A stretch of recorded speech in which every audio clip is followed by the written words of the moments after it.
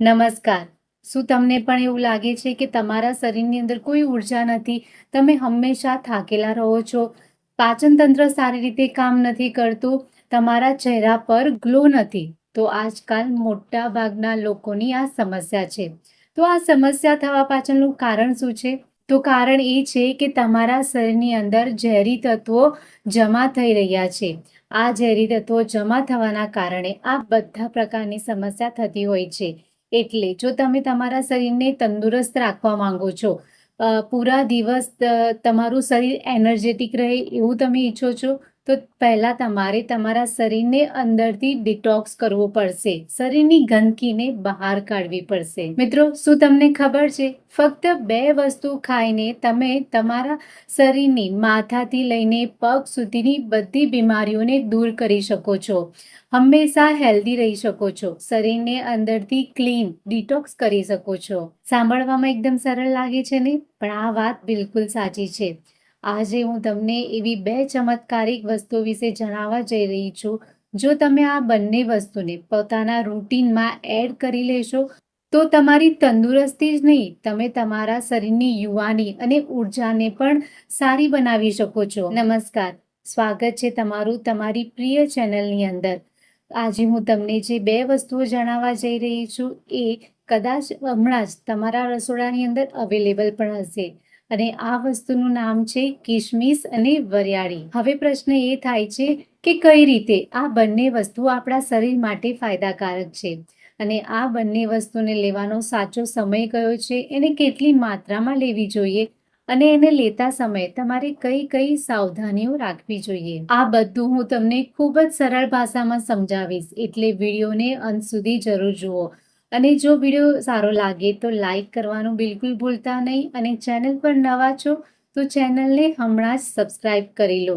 અને બીજું કે આ વિડીયો તમે કયા શહેર, કયા ગામમાંથી જોઈ રહ્યા છો એ લખવાનું બિલકુલ ભૂલવાનું નથી. પહેલા આપણે સમજીએ કે આપણું શરીર બીમાર કેમ પડે છે. તો જુઓ, આજકાલ આપણી જે જીવનશૈલી છે એ ખૂબ જ ભાગદોડવાળી થઈ ગઈ છે. આપણે સ્ટ્રેસ પણ ખૂબ જ લઈએ છીએ, જંક ફૂડ વધારે ખાઈએ છીએ, કેમિકલવાળી વસ્તુઓ વધારે લઈએ છીએ.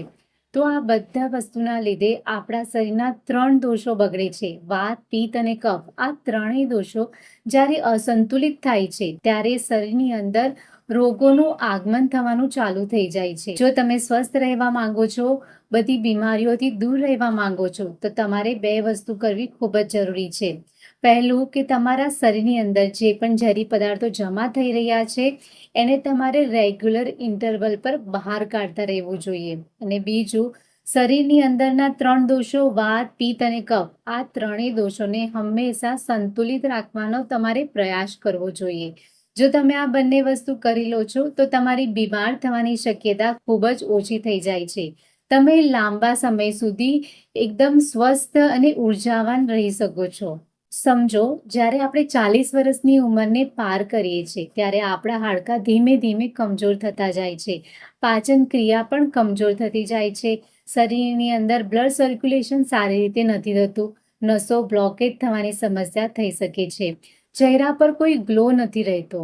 તો આ બધી સમસ્યાઓ ધીમે ધીમે 40 વર્ષ પછી થવાની સ્ટાર્ટ થઈ જાય છે. હવે પ્રશ્ન એ થાય છે કે આપણે કેવી રીતે કુદરતી રીતે આ બધી સમસ્યાને કાબૂમાં રાખી શકીએ. તો આપણને કુદરતે 2 શક્તિશાળી વસ્તુઓ આપી છે: કિશમિશ અને વરિયાળી. કિશમિશ શું છે અને કેમ એ આટલી ખાસ છે? કિશમિશ દ્રાક્ષને સૂકવીને બનાવવામાં આવે છે. કિશમિશ ન્યુટ્રિયન્ટ્સનું પાવર હાઉસ છે. એની અંદર પોટેશિયમ, કેલ્શિયમ, મેગ્નેશિયમ, ફાઈબર, આ બધા આપણા શરીરને જરૂરી એવા વિટામિન્સ અને ન્યુટ્રિયન્ટ્સ રહેલા છે, જે આપણા હાડકાને મજબૂત બનાવે છે, બ્લડ સર્ક્યુલેશનને સારું કરે છે, પાચનને મજબૂત બનાવે છે. હવે આ કિશમિશના ફાયદાઓ કયા છે એ સમજી લઈએ. કિશમિશની અંદર આયર્નની માત્રા ખૂબ જ સારી હોય છે, જે આપણા શરીરની અંદર હિમોગ્લોબિનને વધારવામાં મદદ કરે છે. ખાસ કરીને સ્ત્રીઓની અંદર હિમોગ્લોબિન ઓછું થવાની સમસ્યા વધારે થતી હોય છે, એટલે સ્ત્રીઓ માટે કિશમિશ એક વરદાન રૂપ છે. એમણે ખાસ કિશમિશનું સેવન કરવું જોઈએ. એની અંદર રહેલા કેલ્શિયમ અને બોરોન આપણા હાડકાને મજબૂત બનાવે છે. કિશમિશ ખાવાથી આપણા શરીરની અંદર બ્લડ સર્ક્યુલેશન સારું રહે છે. જેના કારણે ઝંઝણાટી અને શૂન્યપન જેવી સમસ્યાની અંદર રાહત મળે છે.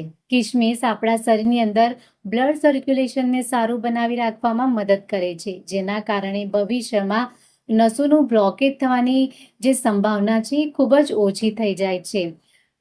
હાથમાં ઝંઝણાટી, શૂન્યપન જેવી સમસ્યાની અંદર પણ કિશમિશ ખૂબ જ રાહત આપે છે. જો તમને વારંવાર કબજિયાતની સમસ્યા થતી હોય તો કિશમિશ એક રામબાણ ઉપાય છે. કિશમિશની અંદર રહેલું ફાઇબર કબજિયાતને દૂર કરીને પાચન તંત્રને મજબૂત બનાવે છે. કિશમિશ એન્ટીઓક્સિડન્ટથી ભરપૂર છે, જે આપણી ત્વચાને ગ્લો આપે છે, વાળને મજબૂત બનાવે છે. કિશમિશને કેવી રીતે ખાવી જોઈએ? જુઓ, કિશમિશને હંમેશા પાણીમાં પલાળીને જ ખાવી જોઈએ. જ્યારે આપણે કિશમિશને પાણીમાં પલાળીને ખાઈએ છીએ ત્યારે એની અંદરના જે પણ પોષક તત્વો છે એ સારી રીતે આપણા શરીરની અંદર એબ્ઝોર્બ થાય છે. કિશમિશ સારી રીતે પચી જાય છે. આ માટે તમારે રાત્રે સૂતા પહેલા એક વાટકીની અંદર 10થી 12 કિશમિશ લેવાની છે. એને સારી રીતે 3થી 4 પાણીથી ધોઈ લેવાનું છે અને એને આખી રાત માટે પાણીમાં પલળવા મૂકી દેવાનું છે. સવારે તમારે આ કિશમિશના પાણીને ફેંકી દેવાનું છે અને કિશમિશને ચાવીને ખાઈ લેવાની છે. આ કિશમિશને તમે દૂધની સાથે પણ લઈ શકો છો. એનાથી પણ તમને ગજબના ફાયદાઓ મળશે. આ માટે તમારે 1 કપ ગાયનું દૂધ લેવાનું છે. એને એક ઉભરો આવે ત્યાં સુધી ગરમ કરવાનું છે. પછી એની અંદર તમારે આ કિશમિશને નાખી દેવાની છે. કિશમિશ નાખી દીધા બાદ દૂધને ફક્ત એક ઉભરો આવે ત્યાં સુધી જ ગરમ કરવાનું છે. પછી તમારે દૂધને હુંફાળું થવા દેવું અને કિશમિશને ચાવીને ખાઈ લેવી અને ઉપરથી તમારે દૂધ પી લેવું. હવે વાત કરીએ વરિયાળીની. વરિયાળી આપણા મોઢાની દુર્ગંધને દૂર નથી કરતું. એની અંદર રહેલું મેગ્નેશિયમ અને કેલ્શિયમ આપણા હાડકાને મજબૂત બનાવે છે, પાચન તંત્રને સારું બનાવે છે, સ્કિનને હેલ્ધી રાખવામાં મદદ કરે છે. પાચન માટેની શ્રેષ્ઠ દવા છે વરિયાળી. જમ્યા બાદ તમે જો 1 ચમચી વરિયાળીને સારી રીતે ચાવીને ખાઈ લો છો તો એનાથી તમને ગેસ, એસિડિટી અને અપચાની સમસ્યા દૂર થાય છે. સ્ત્રીઓ માટે તો ખાસ છે આ વરિયાળી. 40 વર્ષની ઉંમર વટાવ્યા બાદ સ્ત્રીઓની અંદર હોર્મોનલ અસંતુલન જોવા મળે છે. જો તમે વરિયાળીનો યોગ્ય રીતે અને રેગ્યુલર ઉપયોગ કરો છો તો તમે તમારા હોર્મોનને હંમેશા સંતુલિત રાખી શકો છો. વરિયાળી આપણી નસોને તંદુરસ્તી આપે છે. વરિયાળી ખાવાથી શરીરની અંદર બ્લડ સર્ક્યુલેશન સારું થાય છે. શરીરની અંદર જે પણ ઝેરી કચરો છે, ટોક્સિન્સ છે, એને બહાર કાઢે છે. વરિયાળી આપણા શરીરને ઠંડક આપવાનું કામ કરે છે. ખાસ કરીને ઉનાળાની સિઝન દરમિયાન જો તમે વરિયાળીનું સેવન કરો છો તો ગરમી લાગવાની, લૂ લાગવાની સમસ્યાથી બચી શકો છો. શરીરને અંદરથી ઠંડક આપીને ગરમીથી થતી સમસ્યાથી તમારો બચાવ કરે છે વરિયાળી. અને છેલ્લો વરિયાળીનો ફાયદો આપણા બધાને ખબર છે કે વરિયાળી આપણા મોઢાની દુર્ગંધને દૂર કરે છે, આપણા શ્વાસને તાજગી આપે છે. હવે વરિયાળી કેવી રીતે ખાવી જોઈએ? જો તમે જમ્યા બાદ વરિયાળી લો છો તો તમારે વરિયાળીને હંમેશા હલકી શેકીને જ ખાવી જોઈએ. તો એના મેક્સિમમ ફાયદા તમને મળે છે. સવારે, બપોરે અને સાંજે જ્યારે પણ તમે જમી લો એ પછી તમારે 1 ચમચી વરિયાળીને સારી રીતે ચાવીને ખાઈ લેવી જોઈએ. બીજી રીત, જેની અંદર તમારે રાત્રે સૂતા પહેલા 1 ગ્લાસ પાણી લેવાનું છે. એની અંદર તમારે 1 ચમચી વરિયાળી નાખવાની છે. વરિયાળીને આખી રાત માટે પલળવા રાખવાનું છે. સવારે તમારે આ વરિયાળીના પાણીને પી લેવાનું છે અને એની અંદર નાખેલી વરિયાળીને પણ તમારે ચાવીને ખાઈ લેવાની છે. જેમને પણ ગેસ રહેતો હોય, એસિડિટીની સમસ્યા રહેતી હોય, ખાવાનું સારી રીતે પચતું ન હોય, હોર્મોન ઇમ્બેલેન્સ છે, તો એમના માટે વરિયાળીનું પાણી સૌથી બેસ્ટ અને શ્રેષ્ઠ દવા છે. તમે કિશમિશ અને વરિયાળી બંનેના ફાયદા લેવા માંગો છો તો તમે બંનેને મિક્સ કરીને પણ આ કોમ્બિનેશનને લઈ શકો છો. વરિયાળી અને કિશમિશને જ્યારે તમે એક સાથે લો છો તો ત્યારે એના ફાયદાઓ વધી જાય છે. સવારે તમારે પહેલા તો જે વરિયાળીનું પાણી છે એને પી લેવાનું છે અને જે વરિયાળી બચે એને કિશમિશની સાથે મિક્સ કરીને સારી રીતે ચાવીને ખાઈ લેવાની છે. આ રીતે જ્યારે તમે વરિયાળી અને કિશમિશને એક સાથે ચાવીને ખાઓ છો ત્યારે તમારા શરીરની અંદર એક ઉર્જા બની રહે છે. પૂરા દિવસ તમારું શરીર એનર્જેટિક રહે છે. પાચનને લગતી કોઈ પણ સમસ્યા હોય તો એ દૂર થાય છે. કબજિયાતની સમસ્યા દૂર થાય છે. શરીરની અંદર નવું લોહી બને છે. કમજોરી દૂર થાય છે. હવે વરિયાળી અને કિસમિસને ખાતા સમયે તમારે અમુક વસ્તુનું ધ્યાન રાખવું ખૂબ જ જરૂરી છે. ડાયાબિટીસ વાળા દર્દીઓએ કિસમિસની માત્રા ઓછી લેવી અને થોડા ટાઈમ માટે લેવું. વધારે માત્રામાં કિસમિસનું સેવન ન કરવું જોઈએ.